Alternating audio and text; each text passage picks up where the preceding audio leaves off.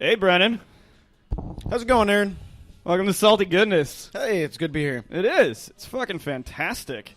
So that was a fun show last night that got brutally fucked up. Huh? Oh, man. It was a great show. It was a great show, and then all of a sudden it wasn't a great show. We got back from the break, and then all of us were like, it was like watching dial-up porn. Technical difficulties. Oh, my God. It was dial-up porn, yeah. It was like trying to watch porn back with AOL. Mm-hmm. It was just like, hey, is the titties coming soon? But it wasn't videos. It was just pictures, and you'd wait for the picture to like it would be coming up from the bottom and like an inch at a time. Yeah, it was just like you're like yes, and no. Oh, no, and that was not the sign of relief either. That was like no. Oh, there was some tomfoolery last night. Some goddamn tomfoolery. And you know, it was fun what we did, too. It was there like was some one of our more mellow content. versions of us, which, you know, it really isn't us, is being that goddamn mellow. I felt like after the show I could have gone to the spa. Well, to be honest, I normally take shots pre-show, but I don't think I did that last night. No, mescaline, though, right? There was lots of mescaline last ketamine. night. Ketamine, yeah. Oh, that's the new thing that everybody's doing. What is ketamine? It's from what I understand, I think it's a horse tranquilizer. Oh, I'm not. Don't quote me on that. I'm not 100% sure. So if you know what ketamine and are a user of ketamine and you want us to try it, that's actually a drug that I've never done. Ketamine. Okay, well, Salty Goodness Podcast at gmail.com. Maybe we'll try it on an episode. Yeah, we'll do some ketamine around April. around April, yeah. That's a good time to start doing substances. Yeah. Do you want to disclose? No, I mean, if you know who I am, you already know. So, I mean, it's not really anything we need to get into. Aaron will have a new sense of freedom. Yeah, I will have. My penis will have become fully erect with freedom. That's how America I am. Wow. With this. Wow. With April. Well, I think I'm also, I really want to meet a girl named April in April and show her my newfound freedom. Good luck with that. Yeah, it's going to be kind of crippling to my marriage, but, you know. It's a joke. It's a joke. Chill, babe. Divorce. Chill, babe. I'm not going to go after some girl named April. She's probably a stripper. Oh, yeah.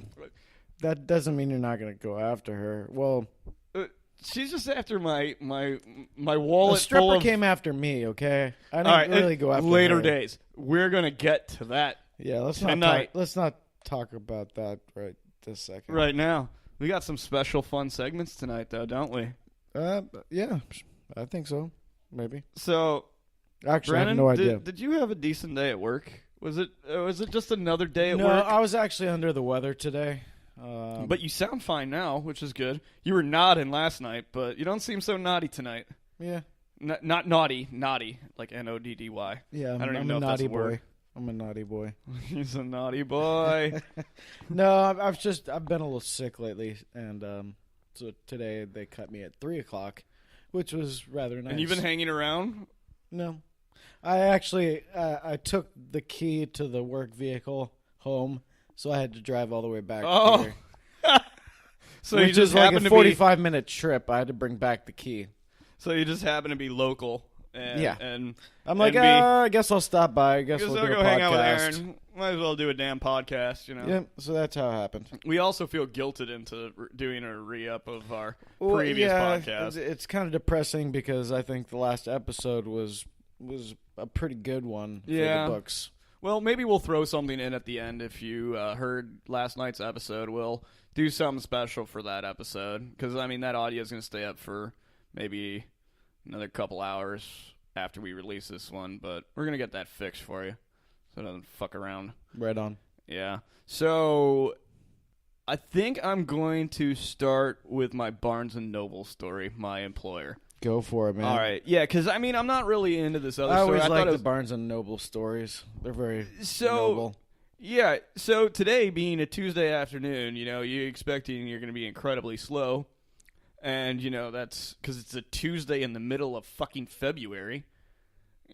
like the holidays are done. But apparently the elderly decided to come in busloads today. Yeah, but honestly, though, I don't think reading is seasonal. That is true. However, I did have a customer today that took the epitome of what? So this customer speaks nearly no English. And, and I'm not saying like the Libro section. You work at Barnes & Noble, so you could get like a whatever language learner? Yeah. Dictionary. So, yeah.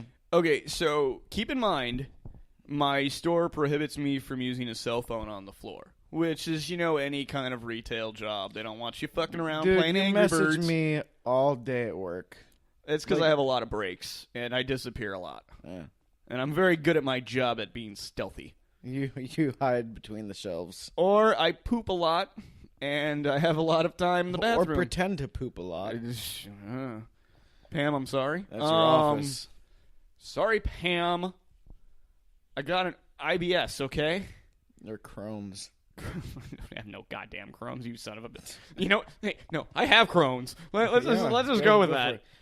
Actually, before you get into your story, Sure. we had a bet a few episodes back about when you're going to get fired. Is there any leeway on that? I don't know. They seem really desperate for even a person like me. Even at my 12 hours a week, they've really pushing You're my 12 hours. 12 hours a week. Wow. I'm incredibly overworked. Yeah, you must. So be I sit around exhausted. and listen to podcasts and get angry but I have so much more free time to be a father. It's awesome. Your kid isn't here right now, and I did work today, and I'm a responsible adult. I don't let my child be around me when it's podcast time. You're an adult. I wouldn't go so far as to say responsible. Yeah, more responsible than you were, but more responsible than most. Okay, most. We'll go with that. All right, proceed with your story. Okay, Scottsburger spoke no English, and what broken English she did speak, she managed to tell me that she was Russian. Oh, yeah, I love the Russian accent. Oh, yeah, it was fucking ruled. I don't know what that was, but I think, like a hot Russian chick with that accent. As I was saying, she was mildly attractive, actually. But she had her mom and a little kid with her, and I just didn't. It's not the time to be boasting my Aaron skills, huh? Was her mom hot? Her mom was 70. That's not what I asked you. No. It was 70 years old in Russian years, dude. That means she's been living around 3 Mile Island for a while. A lot of borscht. Huh? A lot of borscht. She looked like she could have fucked the Baltic Sea and survived. Yeah. I'm very wide-eyed right now. Oh. For those that can't see, which is everybody. She took some crocodile. Okay. Crocodile. Yeah. Yeah, that's some shit. That's what we're talking here. We're talking about 70 Americans I can still jog and run the slot machines at the casino. This was, I'm in a wheelchair, I'm flying back to Russia in 2 hours, and I need to get back to my... I need a book. So I end up, as I was saying, we're not allowed to use cell phones on the floor. So I end up going and getting a Russian dictionary. So I was a little... I called it. Yeah. Well, so I'm using the resource of a Russian to English dictionary and vice versa. Easy. Out of all languages, that's got to be the hardest. So that and Arabic.